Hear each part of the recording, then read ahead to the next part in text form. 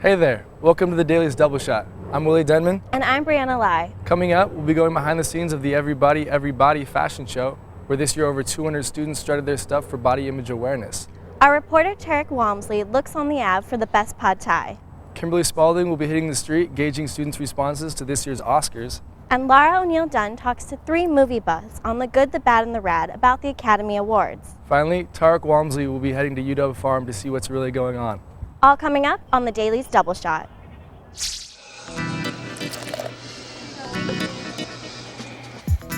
Ooh, what is that? Chinese. Yeah.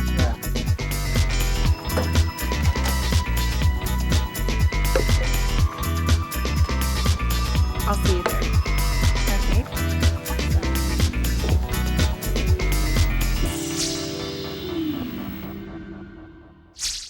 For our first story, the Everybody fashion show features local retailers and student models of different body types. Brianna Lai spoke to these participants to find out what the show means to them.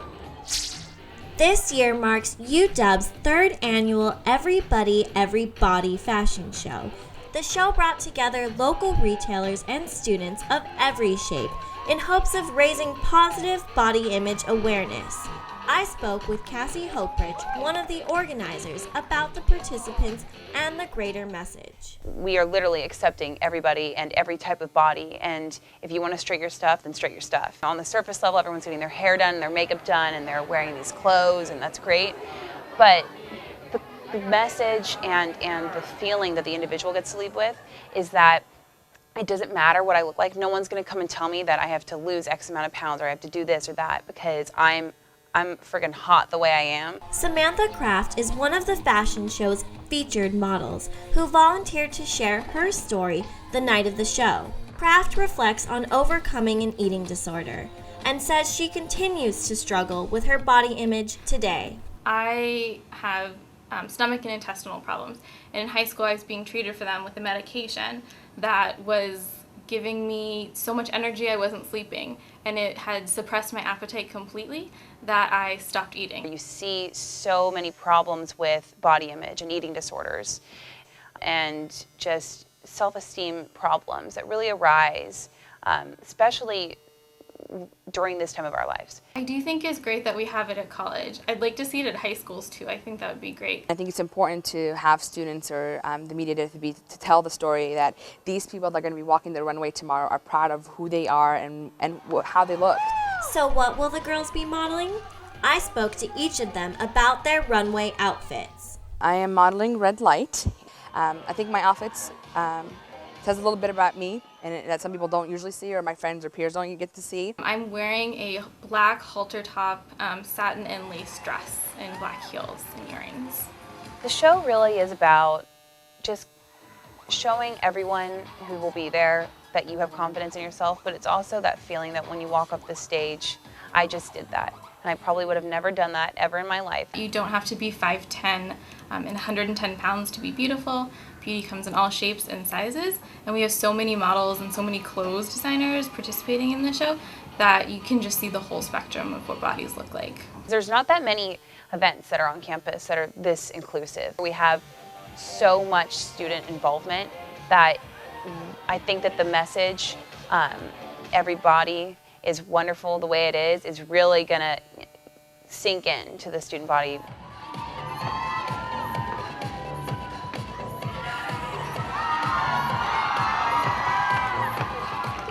That was a really great piece, Brianna. Thanks, Willie. Next, we'll determine which Phad Thai reigns supreme on the Ave. Hi, I'm Tarek Walmsley, and today I'm in search of the best Phad Thai on the Ave.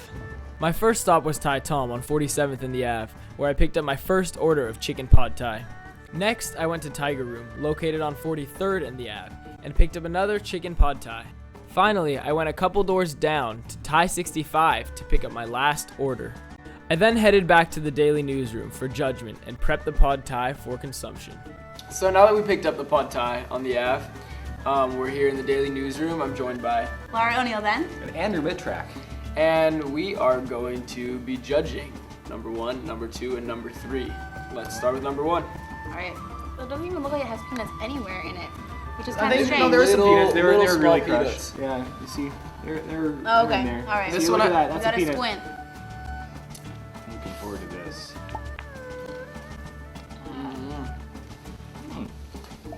That's pretty solid. I like that. You guys want to limatize it? Limatize. Alright. No, spicy right there. Really? I like it. Very subtle. The sprouts are a little, I feel like because they were mixed in, they're a little less crunchy, and that's not as good, but the flavor overall was really good for that one. Very mild. I can taste the noodles. A medley of flavors. Oh. Nice. Alright, well, let's move on to number 2 then. So number 2, the reddest of the 3, I think I can Got safely say. some good looking chicken. Yeah. It really tastes like Some barbecue big, sauce. some big peanuts on this. Do you taste the ketchup, barbecue sauce, kind of weird thing? I mean, it's, I don't know, it's it tastes actually not more- bad. Yeah, I can taste some hints of tomato. And just some, you know. Is tomato paste like a normal ingredient in Pad Thai? Or? I don't know. Oh, this looks good. I feel like Ooh. some people like their pad thai this way, but this is not necessarily how I like it. I find myself reaching for the bean sprout carrot salad to kind of take it off because I'm not a fan of how saucy. I like the sauciness, you know. I do prefer number 1 so far, but it's just like I definitely see the appeal of having a lot of sauce. It's more overpowering flavor. The other one went for subtlety. This is more in your face. Pow. Alright, so we're finished up with number 2. Let's move on to number 3, and let's give it the eye test first, as always. I like this color. It is not as pale as that one, nor as dark as this one. It's right in between. Just right. Yeah, Goldilocks effect. Yeah. Goldilocks effect. Lots of peanuts on top, which I like. Yeah. Oh, what is? Oh, that's the division of the takeout container. I was like, what an enormous piece of chicken.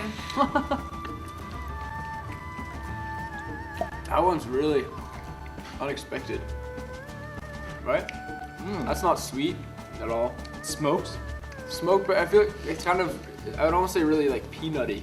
Yeah, I definitely taste a lot Like of peanuts. peanut in there. butter, kind of. Yeah, you're right. They didn't chop the ingredients up super fine because sometimes when you do that to food, then it's almost like a smoothie or something. Like they leave big chunks of like the spring onion and the nuts and like look at this. The This egg. is a huge piece of spice right here. When you guys go to the Ave and you have Thai food in mind, what are you expecting? Like what is like, oh, I just can't wait to have, you know? Peanuts. I'm excited about peanuts, and I'm Okay. probably hungry if I'm gonna get pad thai. So I want. That's true. It's a lot of food usually. I agree with Laura. I like peanuts a lot. I like just a good tasting meal. It's one of the more expensive things. I'm kind of treating myself. Now we're gonna enter the judgment phase, and we're gonna judge it on our fingers, 1, 2, or 3, which Pad Thai we like best, and then discuss why that is. All right, I'm ready. So are you guys ready? We're gonna go. I'm gonna go 1, 2, 3, and on go we're gonna reveal. 1, 2, 3, go. Wow. What did you guys like about number 1? What did I not like about number 1? Good question. I mean, the noodles were good. The rice was good. The peppers, the flavorful spices and whatnot, definitely all blended together very well. Yeah. That's what I like about this one so much. Okay, so I don't like that it's almost gone. Okay, so are you guys curious to know where each of these Pad Thais are from? Very much so. All right, so this first one here, at a pre-tax and tip price of $8.75, is from Thai Tom. Thai Tom. Yeah. Makes sense. I've always heard good things about that Yeah. place. It makes sense that I like it. This middle one, at also $8.75. Same price? Yeah, same price. This one is from Thai 65. Thai 65. And finally, last but not least, from Tiger Room. Tiger Room. Okay. Tiger Room. I like puns in my places, so Tiger, T-H-I. And actually, this one was $7.70. So you save $1 by going to Tiger Room. Wow. Okay, so that pretty much wraps it up for this week's Best on the Ave for Pad Thai. Thank you guys for joining me. Oh, it was very fun. Thanks for having us. And we will see you back next week right here. Wow, that really looked good. You can find Thai Toms on 47th and University Way. Up next, Kimberly Spalding hits the street to find out how students felt about this year's Oscars. The 82nd Annual Academy Awards are on this Sunday, so we're going to go around campus and ask a few students their opinion on the Oscars. So, do you guys like watching the Oscars? No, not really, actually. Yeah, I like watching the Oscars. No. I'll watch it if it's on, or like if I hit it on accident. Probably not. I didn't even know what was going on, but now that you tell me, I'm a little excited. Excited about the upcoming Oscars this week? I am mostly isolated from most of the media of the world, unfortunately. Are you excited for the Oscars this weekend? Yes. Are you gonna watch them? Probably not. Do you know anything about like who you'd want for Best Actress to win this year? What movies came out recently? Sandra Bullock in The Blind Side, Helen Mirren in The Last Station, Carey Mulligan in An Education, Gabri Sidby in Precious, and Meryl Streep in Julie and Julia. Who do you think will win? Good old Meryl Streep. I did not watch any of those movies. Sandra Bullock. Meryl Streep, I think, should win that one for sure. So I like to see, who's winning what and kind of keep up with it, especially Best Picture. What do you think is going to win this year? probably Avatar. Personally, I liked Up a lot. That was a good movie. I think Avatar will probably win. I'm gonna guess Avatar. Inglourious Basterds should win, but Avatar will win. I don't know who's going to win, but I like District 9 out of those. Yeah. I think it has a good message. Yeah, I also enjoyed District 9, and Inglourious Basterds was hilarious. So Avatar, The Blind Side, District... Avatar. The Blind Side. Yeah. I didn't see Avatar. I did. I did not see Blindside. But Blindside wasn't in 3D or IMAX. I just don't think they reflect the opinions of most viewers of movies. You know, they're an industry award, and then we all sit down to watch them without really knowing what's going on, you know. So it looks like quite a few UW students weren't so sure about the upcoming Oscars, but I know I'm excited to watch them. Reporting for the Daily Zovil Shot, this is Kimberly Spalding. You know, I hate to say it, but I'm an Avatar fan. What do you think, Brianna? I really liked Up, didn't you? Maybe we should just let the experts handle it. Here's Laura with the good, the bad, and the rad. Hello everyone and welcome to The Good, the Bad, and the Rad, where this week we're talking Oscars. Here to help me out we have Austin Arias, a junior pursuing a degree in political science. Austin's seen 9 out of 10 of the Best Picture nominees and 5 of them in the past 24 hours. Tabitha Bronsema, a senior with a double major in Communication and American Indian Studies and a student documentarian currently working on a film about art and identity. And Drew Dolly, who is finishing his major in English and is the president of the Pacific Film Academy. And you can catch him on Sunday mornings on Rainy Dog Radio. Thanks so much to everybody for coming on the show today. Thanks for having us. My pleasure. All right, this year we are all going to be watching the 82nd Academy Awards. Do you guys think that winning an Oscar still means as much now as it did 20 or 30 or even 50 years ago? And do you think that the Oscars as a whole are still relevant to the film community? And are they good, bad, or rad? I think it's important to specific films, especially the films that have been overlooked for the past year. The Oscars is a great venue to publicize your film and make it more popular than it was before, especially for these indie films coming out. I think it's very good for documentaries. I think there's a birth of them, but people don't really get to see them. They don't get to know much about documentaries. And when the Oscars come out, you do have a handful that get some glory, and then you have a little bit of overspill into that whole community. So I think it's a very good thing. So a documentary wins an Oscar, and then people are like, oh, I like documentaries. I like documentaries. I'm going to go watch some more. And you do see a spike. So it's really good.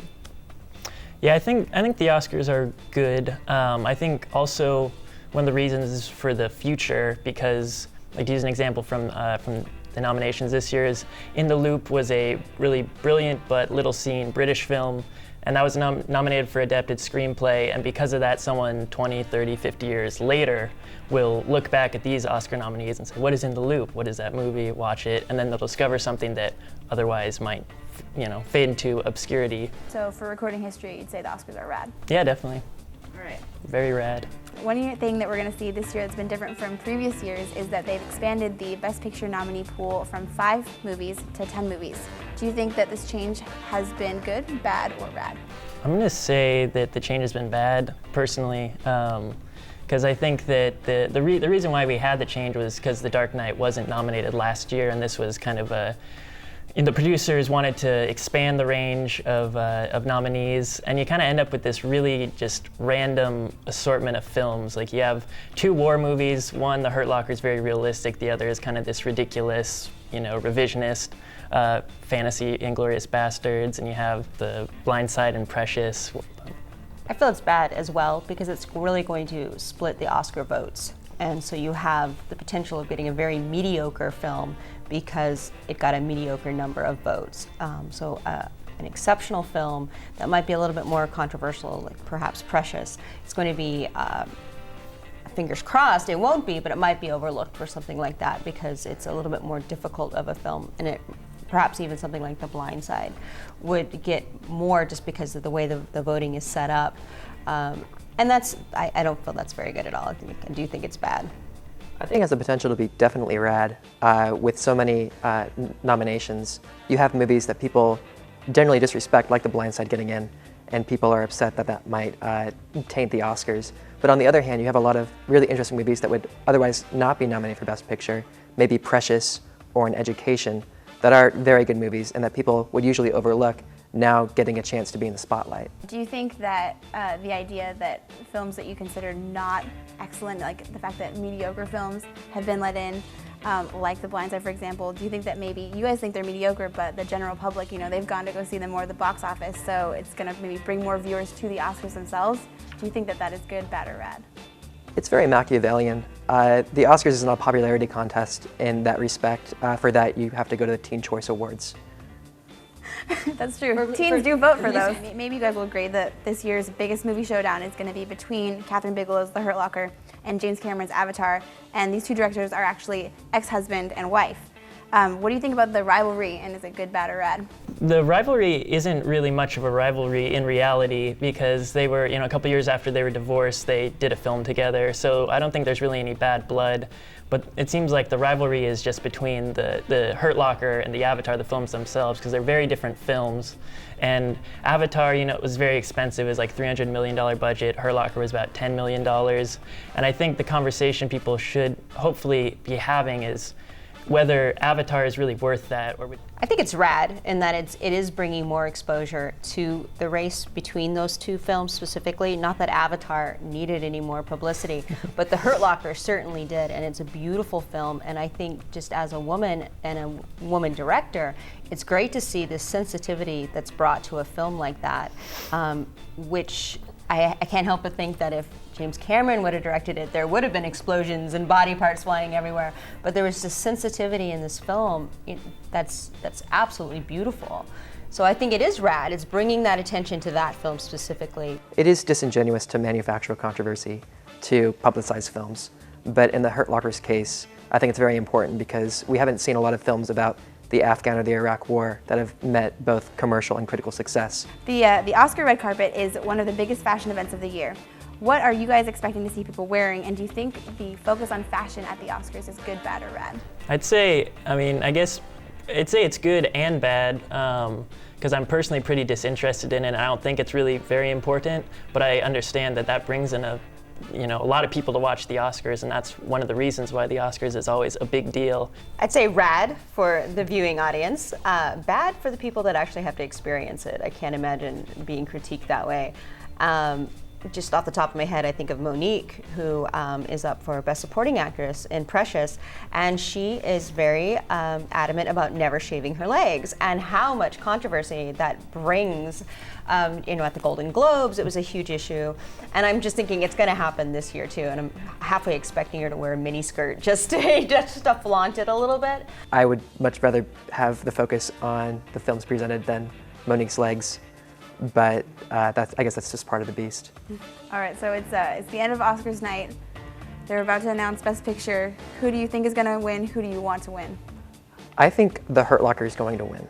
And if it does, I'll be very happy. It's a great film, and it definitely deserves it. My dark horse for the night is going to be Precious. And I think that Lee Daniels might surprise a lot of people, whether taking home Best Picture or Best Director. So I'm going to keep my fingers crossed. I'm going to go with Hurt Locker as well, both the one that I choose and the one that I think will win. What could surprise us is unfortunately Avatar. I think there's something about that glitziness. You saw it in Titanic, a totally schmaltzy movie, but it was this epic James Cameron produced piece. And I think that Avatar might do that. I think the little blue Smurfs on a different planet might actually win an Academy Award, which I find completely bad. No rad in that at all. Yeah, it would be embarrassing if Avatar were to win because it's... Embarrassing for who?